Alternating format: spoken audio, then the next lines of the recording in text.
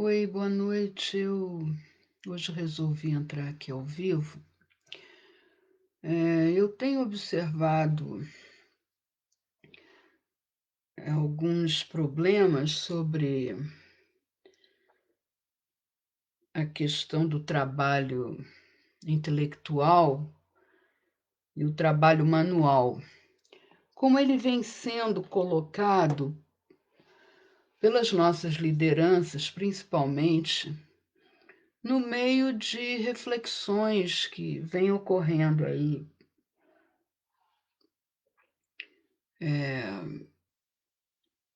nesses vídeos que passaram a ser a forma preferida, né, de comunicação, de formação política e de divulgação, da campanha que vem aí para as eleições municipais, né. E com a pandemia, ficamos limitados aqui às plataformas, né, de comunicação virtual e, como tem muita gente falando, né, eu venho observando esse assunto recorrente, né, principalmente no próprio Lula, né, com essa questão da educação, ele sempre enfatizando que o Haddad é uma pessoa muito culta, né, que tem vários diplomas universitários. E, por outro lado, eu venho observando também uma espécie de bullying com relação ao grupo que está no governo, né?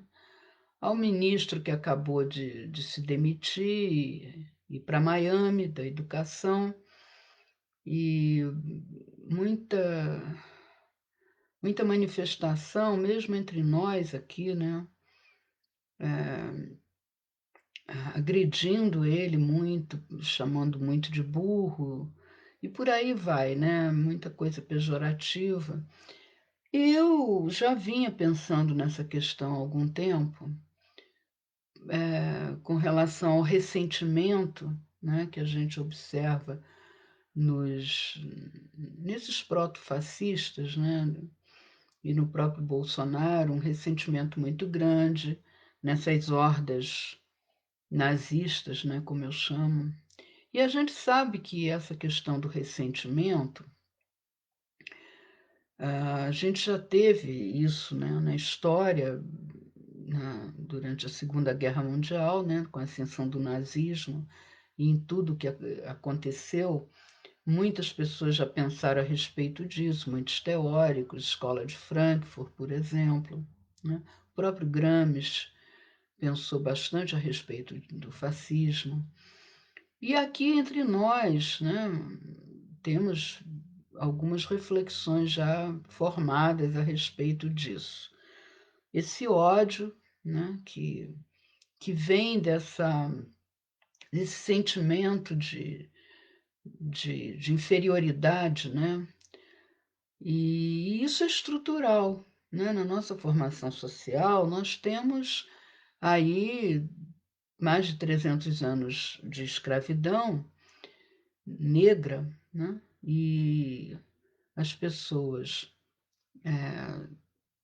mesmo depois, com a vinda dos colonos europeus, naquele período de fascismo, né, que tivemos ali uma tentativa de eugenia, né, de branqueamento, né, do povo brasileiro com a vinda dos colonos europeus. Aqui em Friburgo nós temos muito isso, né? Essa região aqui tinha muita plantação de café e Friburgo era chamado de Morro Queimado, né? E vieram muitos colonos europeus para cá, justamente porque tínhamos uma população negra muito grande no estado do Rio, né? E sabemos que o produtor rural, ele ele até hoje, né, é considerado uma espécie de escravo, mesmo sendo colono europeu, né, alemão, italiano, japonês.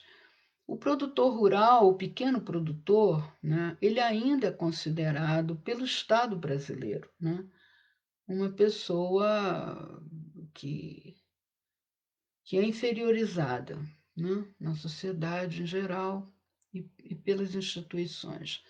Por mais que o MST trabalhe a respeito disso, né, tentando desmontar, né, essa ideologia racista e esse mundo do colonialismo, né, que a gente ainda tem aí dominante na ideologia e nas práticas políticas, né? Mesmo com esse trabalho já de 30 anos, né, do MST, a gente ainda vê aí a discriminação rolando solta, né? E isso nos faz pensar e questionar o fato estrutural, né, do racismo estrutural e como isso foi ampliado para o trabalhador rural, né, que é o trabalho manual, braçal. Né? O Marx ele tinha uma frase muito interessante falando do tempo livre, né, que o trabalho deveria ser só de 4 horas e no resto do tempo as pessoas iam estudar, iam pescar. Então ele tem assim, pela manhã pescar, à tarde estudar. É uma frase bonitinha assim que eu gosto muito, que eu até fiz um verso no Joyananda, né, que eu falo celta pela manhã, camponês, artesã.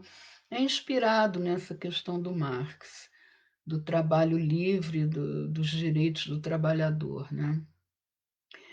E eu venho pensando sobre isso nos últimos dias e resolvi tratar desse assunto como uma espécie de alerta a todos vocês, entendeu? Nós vamos precisar dialogar com essa parcela que eu chamo de SS, né, do Nazi, e ali nós temos já uma pesquisa da Esther Solano, né, que descobriu que tem uma parcela desses eleitores, desses 30%, né, que o Bolsonaro ainda tem de apoio, que tem ali uns 10% que vêm da igreja, né, são evangélicos, e já votaram no PT no passado e na última eleição votaram no Bolsonaro porque ele se apresentou como uma pessoa fora do sistema, né? Da corrupção, com um cara diferente, que não fazia política, mesmo há, há mais de 20 anos, né, na política, ele fez a campanha dele baseado nisso. Né? E as pessoas embarcaram nessas mentiras todas que ele contou, um cara com moral, né? Uma crítica muito grande ao que ele chamava de corrupção, né? Da moral, né? Dos petistas, que o governo do PT pregava uma prática sexual nas crianças, entendeu? Que liberava geral. Então, todo esse moralismo atingiu os evangélicos e eles acreditaram no nazi.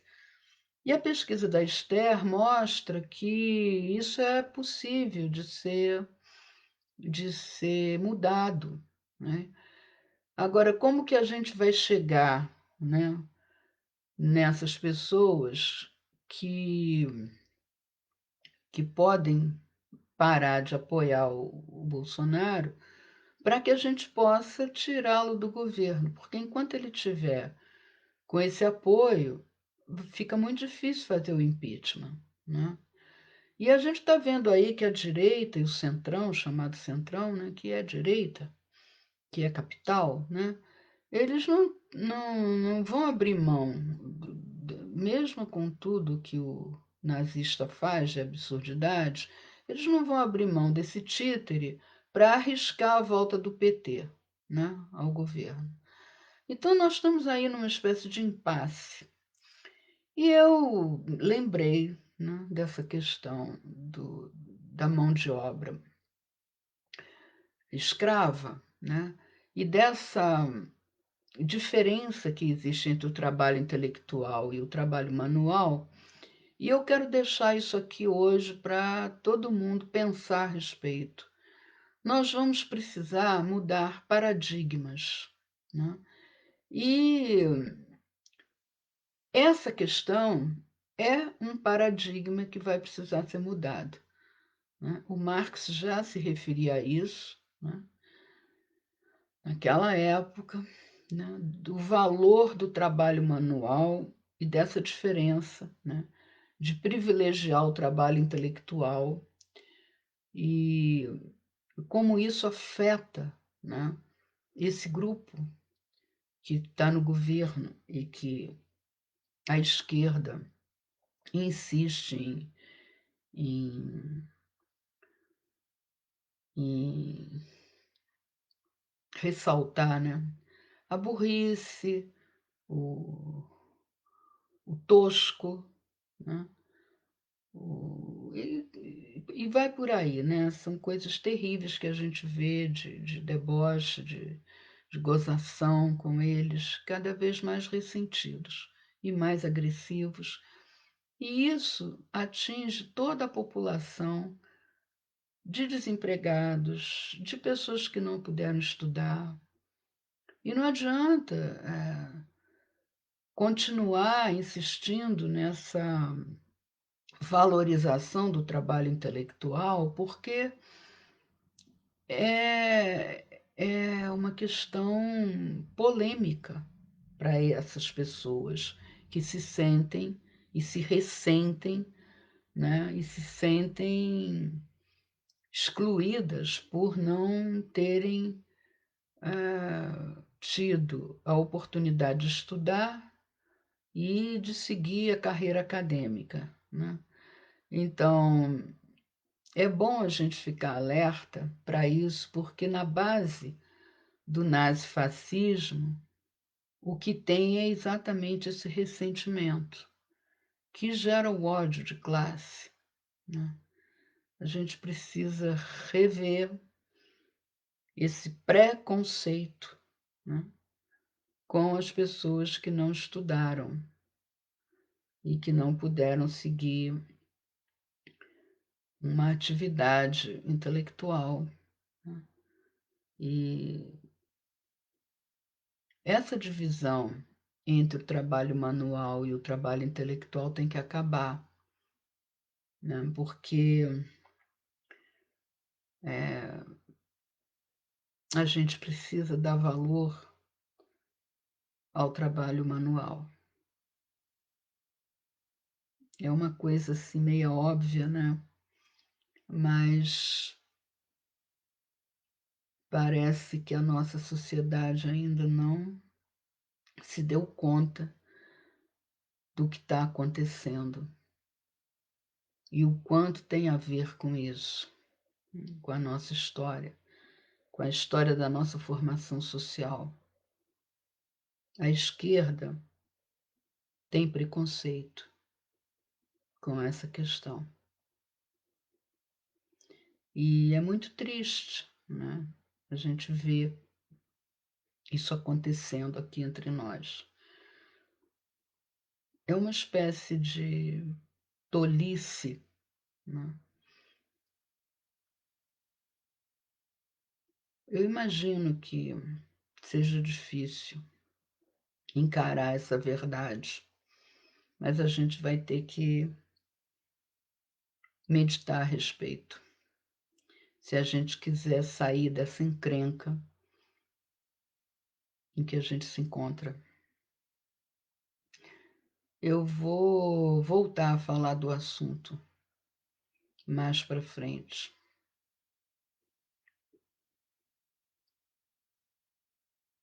Boa noite.